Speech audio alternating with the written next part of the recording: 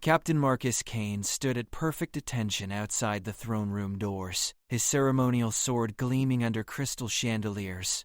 The morning briefing had been routine until Ambassador Vex of the Zephyrian Empire arrived unannounced, demanding an immediate audience with Queen Victoria. Protocol dictated a 48-hour advance notice for diplomatic meetings. Yet here stood the alien dignitary in flowing silver robes, his forearms crossed in obvious irritation.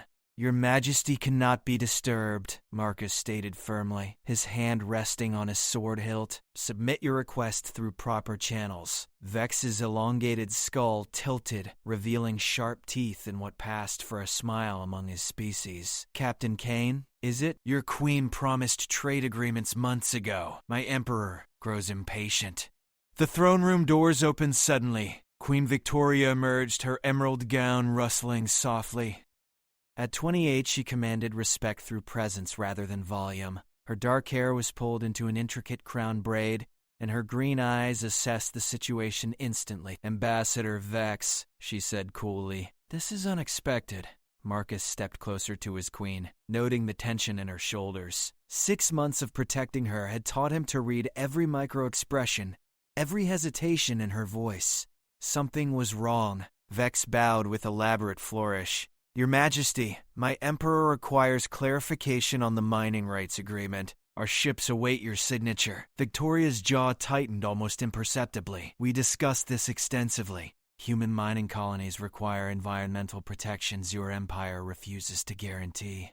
"Protections?" Vex's laugh was harsh. "Your people strip planets bare. Why should we limit our operations?" Marcus watched the exchange carefully. 3 other Zephyrian guards flanked the ambassador, their plasma weapons visible beneath formal robes. This was not a diplomatic visit.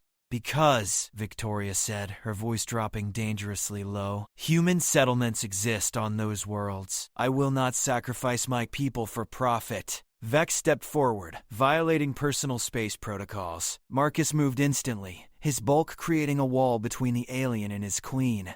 The Zephyrian guards shifted, hands moving toward weapons. "Stand down," Victoria commanded quietly, but Marcus remained positioned defensively. Vex's 4 eyes focused on Marcus with obvious disdain. "Your pet soldier seems protective, Your Majesty. Perhaps he should learn his place." The insult hung in the air like acid. Marcus felt his muscles tense, but years of training kept him motionless. Queen Victoria stepped around him smoothly, closing the distance to Vex until they stood nose to nose. "Captain Kane serves the crown with honor," she said, each word carved from ice. "Question his authority again, and this audience ends immediately." The alien ambassador's expression shifted from condescension to surprise. Clearly, he had misjudged the young queen's resolve. "Your Majesty," Vex said, recovering quickly, "my emperor offers generous compensation. Surely we can reach an understanding." Victoria shook her head. "Not at the cost of human lives. My answer remains unchanged." Marcus noticed movement in his peripheral vision.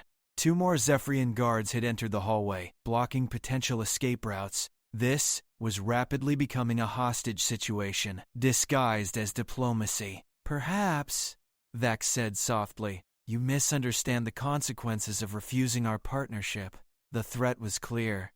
Marcus's hand moved to his communicator, but Vex raised one of his forearms in warning. "Communications are currently disrupted, Captain."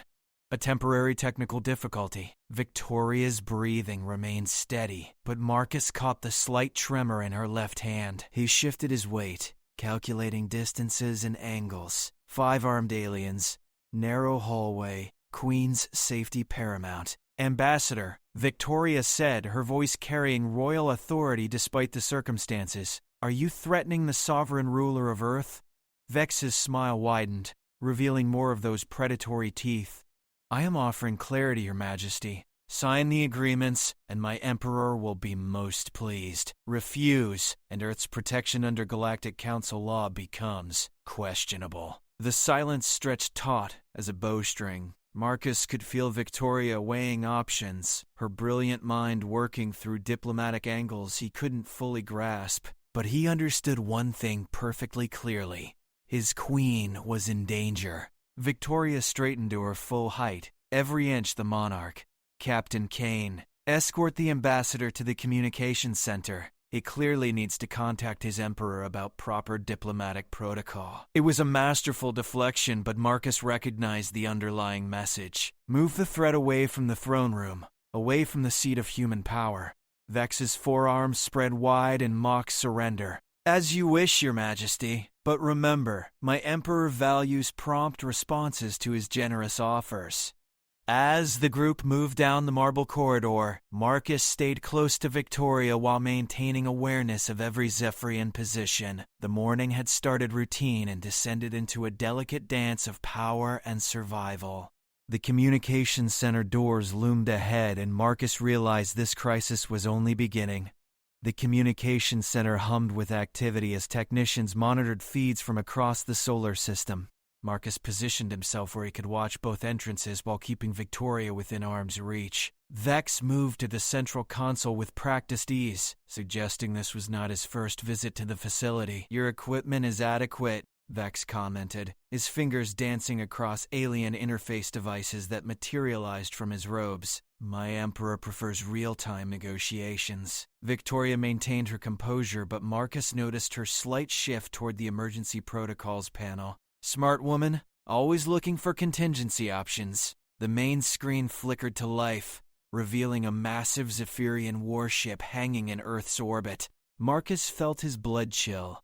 No alarms had sounded, which meant either the ship had cloaked technology beyond human detection, or worse, someone had disabled the warning systems. Impressive vessel, Victoria said calmly, though Marcus caught the slight tension in her voice. Unannounced military presence in our space is typically considered an act of aggression. Vex activated another device, and the Emperor of Zephyr materialized as a hologram. The alien ruler stood 12 feet tall, his ceremonial armor gleaming with embedded gems that pulsed with internal light. 6 arms extended from his torso, each holding a different symbol of office. Queen Victoria. The Emperor's voice resonated through hidden speakers. How refreshing to speak directly.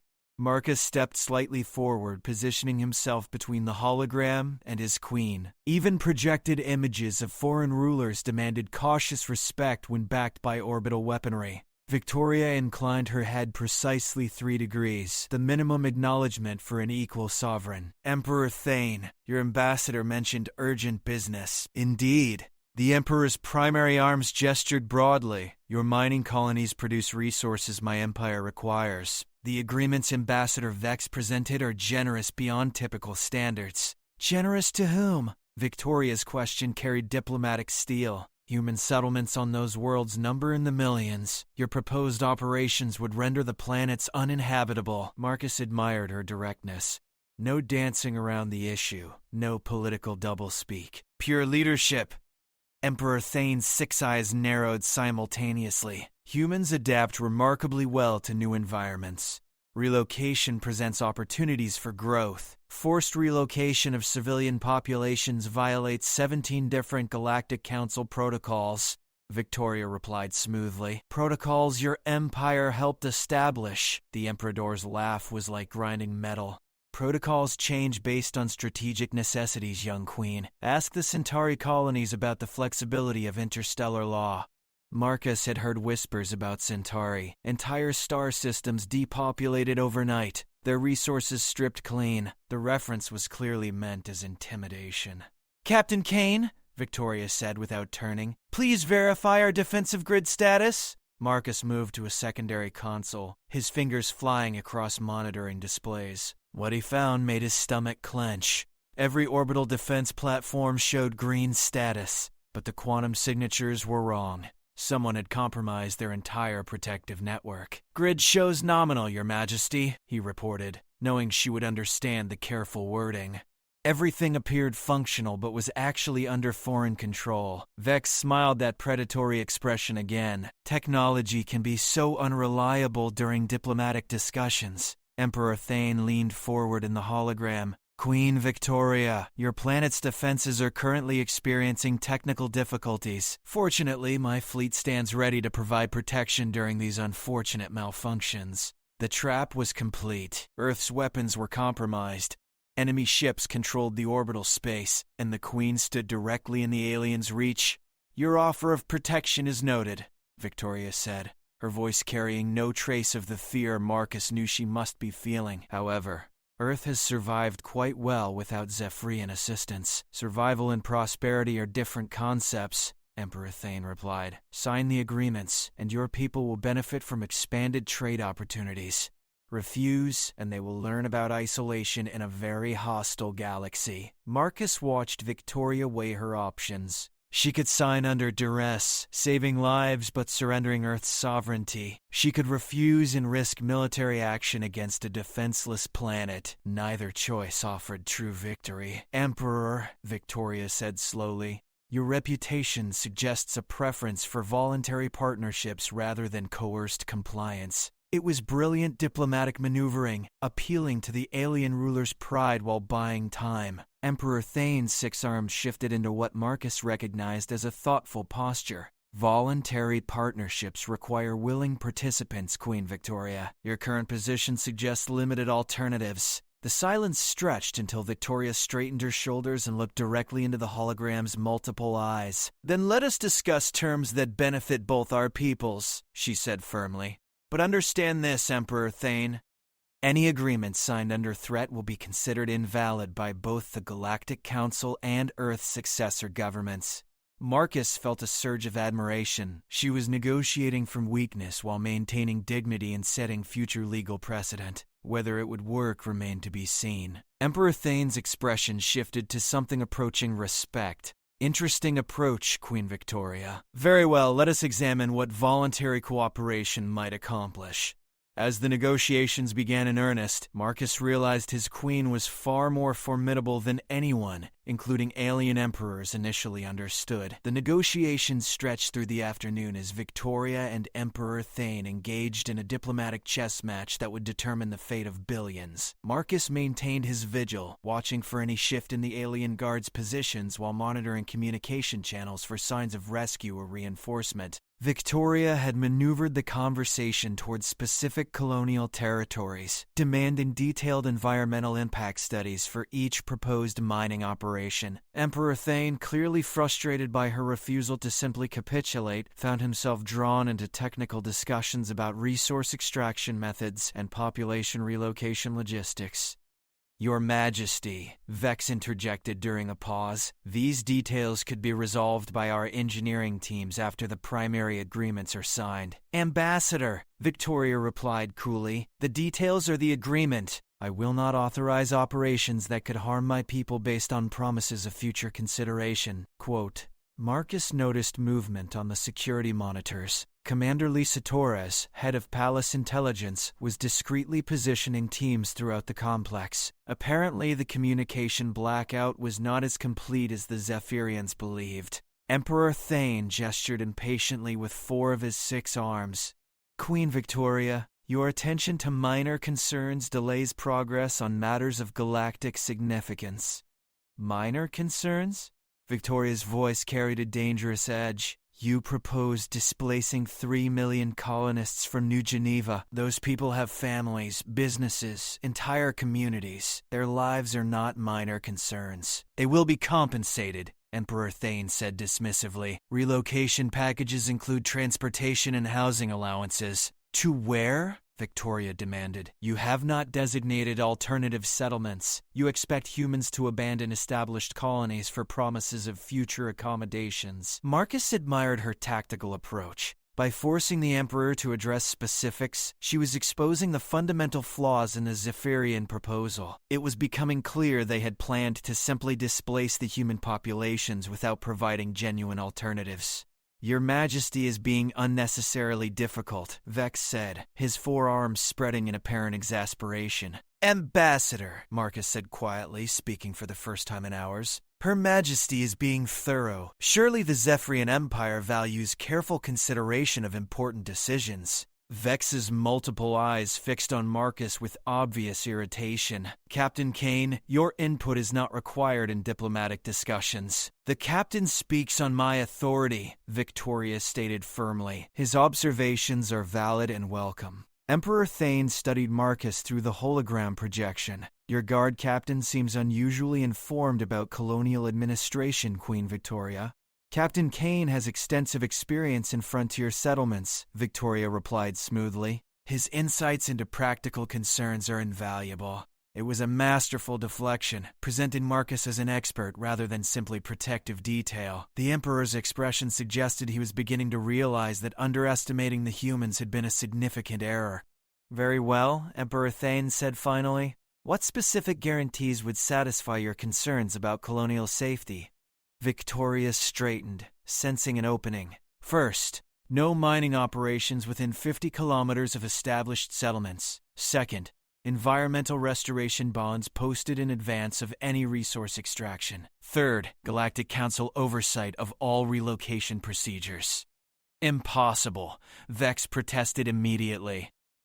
Such restrictions would make the mining operations economically unfeasible. Then perhaps, Victoria said quietly, the proposed operations are fundamentally flawed. The silence that followed was deafening. Emperor Thane's 6 eyes focused intently on Victoria, clearly reassessing his approach to the young human queen. Marcus felt his communicator vibrate softly against his wrist. Commander Torres was signaling that emergency protocols were now active. Whatever happened next, Earth would not face it defenseless. Queen Victoria, Emperor Thane said slowly, you demonstrate remarkable concern for individual citizens. Every effective leader does, Victoria replied. Surely Emperor Thane shares this priority. It was a subtle challenge, questioning the Emperor's leadership style while maintaining diplomatic courtesy. Emperor Thane leaned back in his holographic projection. Your reputation for stubbornness appears well-deserved, Queen Victoria. I prefer the term principled, Victoria said with the faintest hint of a smile. Marcus watched the alien guards for any sign of escalation. Their body language suggested growing uncertainty about the mission parameters. Clearly, they had expected quick capitulation, not extended negotiations. Perhaps, Emperor Thane said finally, we should recess these discussions while my advisors review your proposed modifications. It was a face-saving retreat, but Victoria pressed her advantage carefully. Of course, Emperor Thane, such complex agreements deserve thorough consideration. Quote unquote. Indeed, the Emperor agreed. Ambassador Vex will remain as my representative during this evaluation period. The hologram flickered out, leaving an uncomfortable silence in the communications center. Vex stood motionless for several moments, clearly receiving instructions through some form of internal communication system. Your Majesty, he said finally, my Emperor will require several days to consider your proposals. Complex negotiations require adequate time for proper deliberation. Marcus realized that Victoria had achieved something remarkable. She had transformed a hostage situation into a legitimate diplomatic discussion, buying time while maintaining Earth's negotiating position. But he also knew this respite was temporary, and the real test would come when Emperor Thane returned with his final decision. The next 3 days passed in a strange suspended tension, as Zephyrian ships maintained their orbital positions while diplomatic teams worked frantically behind the scenes. Victoria had authorized Marcus to coordinate with Commander Torres on security preparations, understanding that negotiations might ultimately fail despite her diplomatic victories. Marcus found himself spending more time in the Queen's private study as she reviewed colonial reports and consulted with legal experts about interstellar law. Parasynthioids are dangerous creatures. While facing the greatest threat in Earth's modern history, she was thoroughly educating herself on every aspect of the proposed agreements. Marcus, she said on the third evening, looking up from a stack of environmental impact assessments. Your thoughts on refugee capacity? He paused in reviewing security protocols. In the past months, she had gradually shifted from formal address to using his first name during private consultations. The change felt natural, a recognition of the partnership that had developed between them. The outer colonies could absorb perhaps 500,000 displaced persons, he said carefully. But infrastructure limitations would create significant hardships. Victoria nodded grimly. That matches the colonial administration estimates. 3 million people cannot be relocated humanely in any reasonable time frame. She stood and moved to the study's large window, gazing out at the city lights below. Marcus joined her, maintaining respectful distance while staying close enough to respond to any threat. Do you think they'll accept our terms? She asked quietly.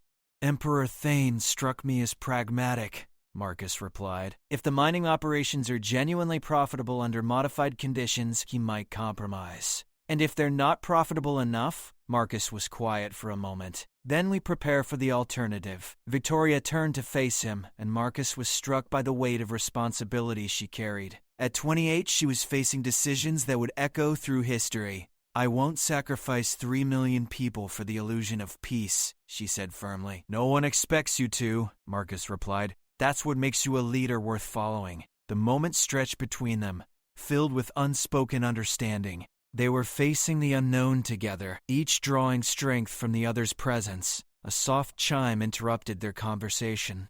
Victoria's personal communication device displayed an urgent priority message from Ambassador Vex requesting an immediate meeting. Time's up, Victoria murmured, moving back to her desk. Signal Commander Torres. Whatever Emperor Thane has decided, we need to be ready. Marcus activated his secure communicator, while Victoria composed herself for another diplomatic encounter.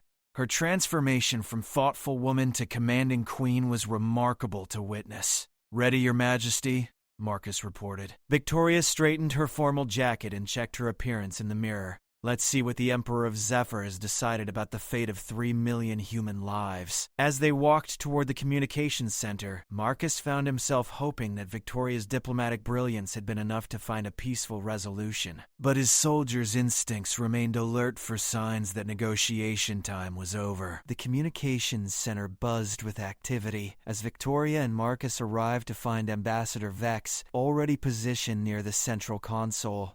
His forearms moved in complex patterns, activating holographic displays that showed detailed mining operation schematics. Your Majesty, Vex said without his usual elaborate bow. Emperor Thane has reached his decision regarding your proposed modifications. Victoria nodded calmly and assumed her position before the main display screen. I look forward to hearing his conclusions. The hologram materialized with startling clarity, revealing Emperor Thane flanked by his advisory council. 6 additional Zephyrian officials stood behind his throne, their collective presence suggesting the importance of this final session.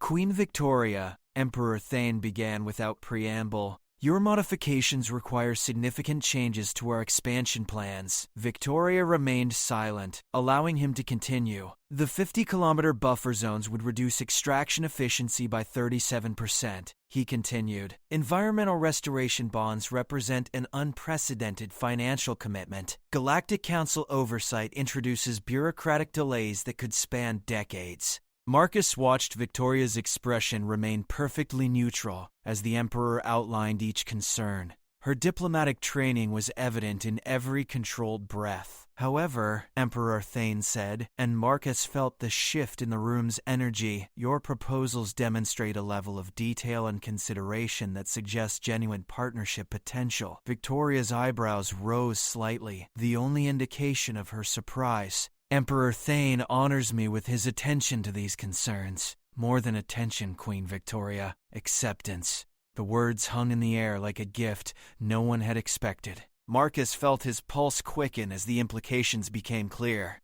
Emperor Thane gestured with his primary arms. The Zephyrian Empire agrees to modified operations under the conditions you have outlined. Environmental protections, relocation guarantees, and council oversight will be incorporated into all mining agreements. Victoria's composure finally cracked slightly, revealing a flash of genuine relief. Emperor Thane's wisdom in this matter will benefit both our peoples tremendously. Indeed, the Emperor agreed. But understand, Queen Victoria, these accommodations are offered in recognition of your remarkable negotiating skills and genuine concern for your people. Future partnerships will be evaluated based on the success of this arrangement.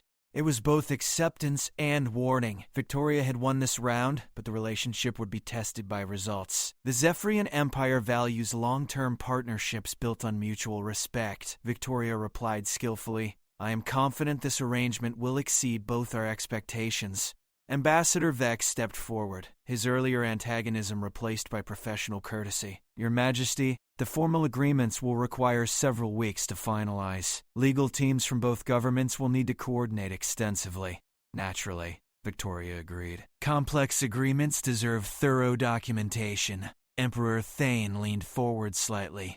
Queen Victoria, Your reputation as a formidable negotiator is well earned. My advisors initially suggested more direct approaches to these discussions. I appreciate Emperor Thane's patience with diplomatic process, Victoria replied diplomatically. Patience well rewarded, the Emperor said with what might have been approval.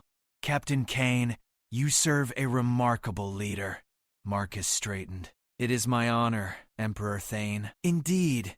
Guard her well, Captain. Leaders like Queen Victoria are rare treasures in the galaxy.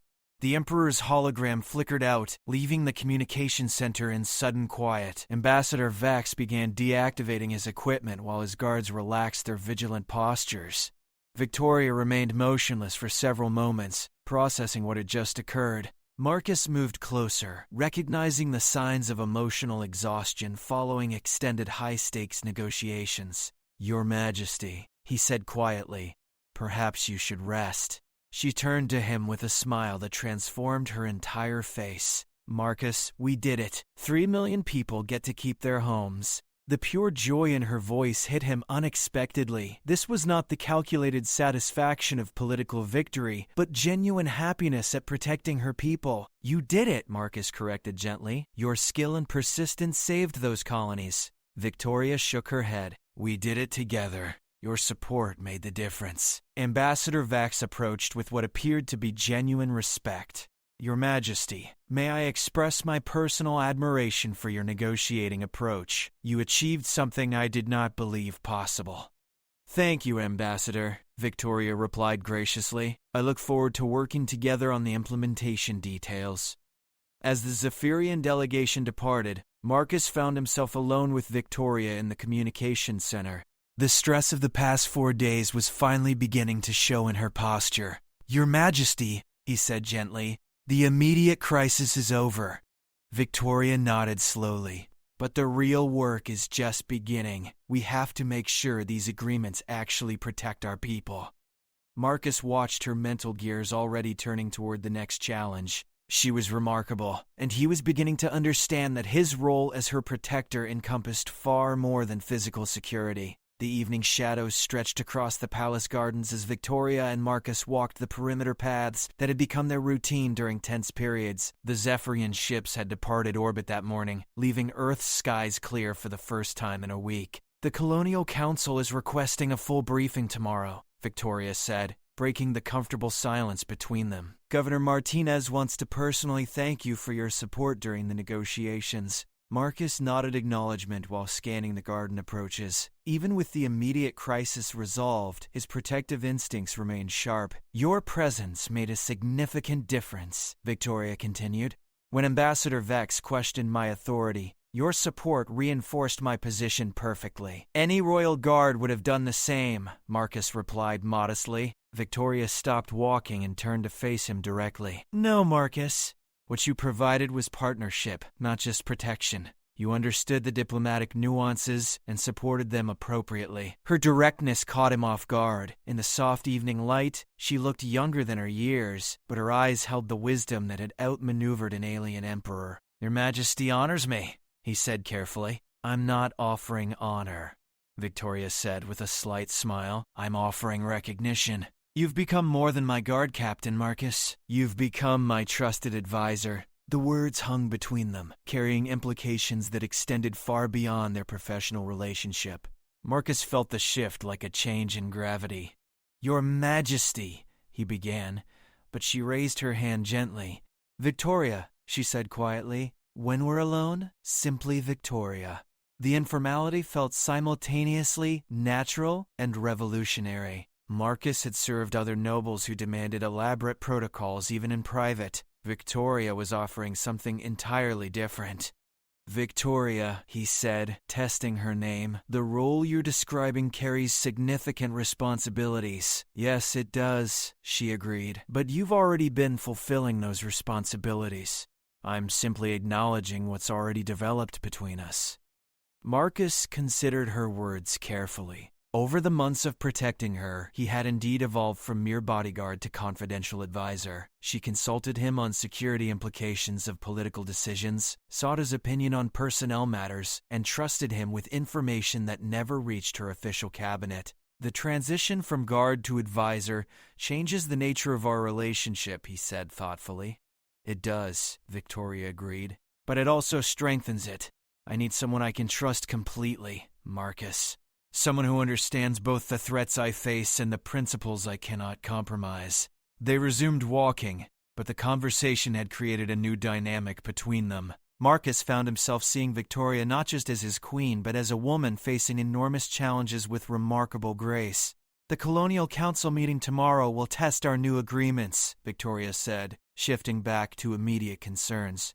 Governor Martinez supports the modifications, but Governor Chen has concerns about mineral rights compensation.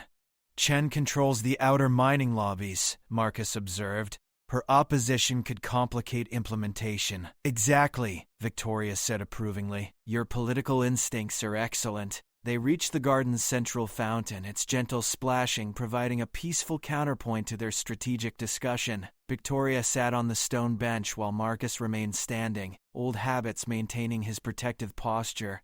Sit, Victoria said, patting the bench beside her. We're discussing policy, not receiving foreign dignitaries. Marcus hesitated, then settled onto the bench while maintaining enough distance for propriety. The evening air carried the scent of jasmine from the palace gardens. Tell me honestly, Victoria said. Do you think the Zephyrians will honor their commitments? Marcus considered carefully. Emperor Thane struck me as pragmatic rather than honorable. He'll abide by the agreements as long as they serve his interests, which means we need to ensure they remain profitable enough to maintain his support, Victoria concluded, and develop contingency plans for when they don't, Marcus added. Victoria smiled at his directness. See, this is exactly the kind of thinking I need. Official advisors tell me what they think I want to hear. You tell me what I need to know. The compliment warmed him unexpectedly. I serve at your pleasure, Your Majesty. Victoria, she corrected gently. And yes, you do. But more importantly, you serve with distinction. As the evening deepened around them, Marcus realized that his relationship with the young queen had fundamentally changed. He was no longer simply protecting her body. He was helping protect her kingdom. The responsibility was both exhilarating and terrifying. But looking at Victoria's confident expression, he knew they would face whatever challenges arose together. The Colonial Council chambers buzzed with tension as representatives from 12 different worlds gathered for the emergency session. Victoria stood at the central podium, her formal diplomatic attire lending additional authority to her already commanding presence. Marcus positioned himself near the chamber's main entrance, where he could monitor both the Queen's security and the delegates' reactions. Governor Martinez of New Geneva rose first, his weathered face showing the strain of recent events.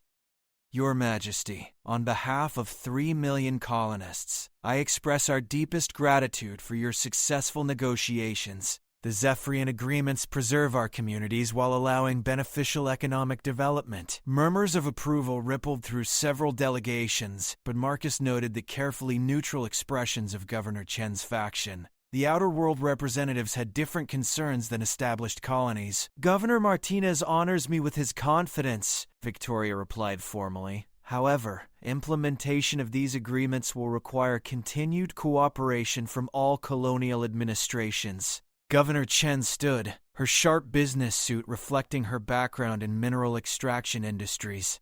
Your Majesty, while we appreciate the protection of established settlements, the modified mining restrictions may significantly impact resource allocation to newer colonies. Here was the challenge Victoria had anticipated. Chen represented frontier worlds that depended on mining revenues for basic infrastructure development. Governor Chen raises valid concerns, Victoria acknowledged. Perhaps she would elaborate on specific impacts to her constituency. Shen activated her presentation display showing resource extraction projections for 6 different worlds. Under previous Zephyrian proposals, the Kepler colonies would have received infrastructure investments totaling 47 billion credits over 10 years. Modified operations reduced that projection to 19 billion. The numbers hit the chamber like a physical force. Marcus watched delegates calculating the implications for their own worlds. Governor Chen, Victoria said calmly, Those projections assume maximum extraction rates without environmental or safety considerations. What happens to colonial populations when resource depletion renders their worlds uninhabitable? Relocation protocols exist for such contingencies, Chen replied stiffly. Relocation to where? Victoria shot back, echoing her arguments with Emperor Thane. You propose sacrificing long-term sustainability for short-term profits? Marcus admired Victoria's consistency. She was applying the same principles to human concerns that she had used with alien negotiations. Your Majesty, Governor Wang of the Agricultural Worlds interjected, perhaps there are middle approaches that balance development needs with environmental protection. Please proceed, Governor Wang, Victoria said, recognizing an ally. Wang activated his own display showing integrated development models. Agricultural worlds require stable environments for generational farming cycles. Modified mining could provide necessary infrastructure while preserving long-term habitability. Chen's expression soured. Governor Wang's constituencies benefit from long development cycles. Newer colonies require immediate resource access for basic survival. The fundamental conflict was becoming clear. Established colonies could afford environmental protection, while frontier settlements needed maximum resource extraction for basic viability. Victoria paused thoughtfully, then addressed the chamber with renewed authority. The Zephyrian agreements include provisions for graduated implementation timelines. Newer colonies receive priority status for accelerated development programs. Marcus recognized her diplomatic brilliance. She was offering Chen's constituents preferential treatment within the existing framework rather than abandoning environmental protections. Accelerated programs subject to the same 50-kilometer restrictions? Chen pressed.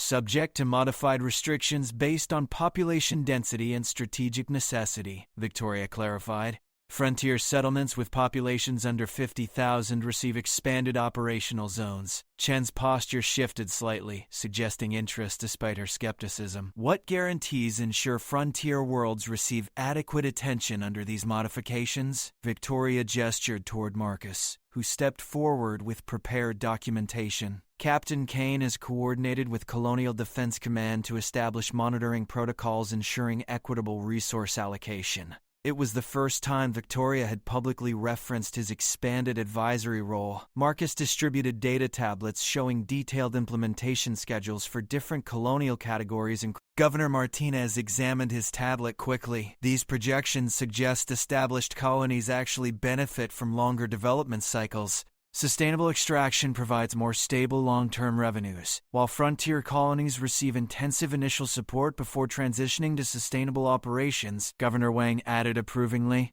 Chen studied her tablet for several minutes, while the chamber waited in tense silence. Finally, she looked up at Victoria with grudging respect. Your Majesty has constructed a framework that addresses both immediate and long-term colonial needs, she said formally.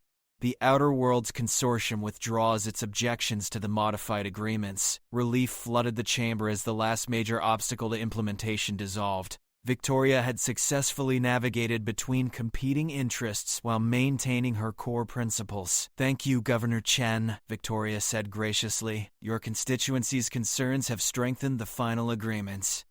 As the session concluded with unanimous approval for the Zephyrian agreements, Marcus reflected on Victoria's remarkable achievement. She had transformed a crisis into an opportunity, creating frameworks that protected human interests while establishing beneficial alien partnerships. Walking beside her as they left the chambers, Marcus realized he was witnessing history being made by a truly exceptional leader. Well executed, Your Majesty, he said quietly. Well supported, Marcus, she replied with a smile that made his pulse quicken unexpectedly. The shift in their relationship was accelerating in ways neither of them had fully anticipated.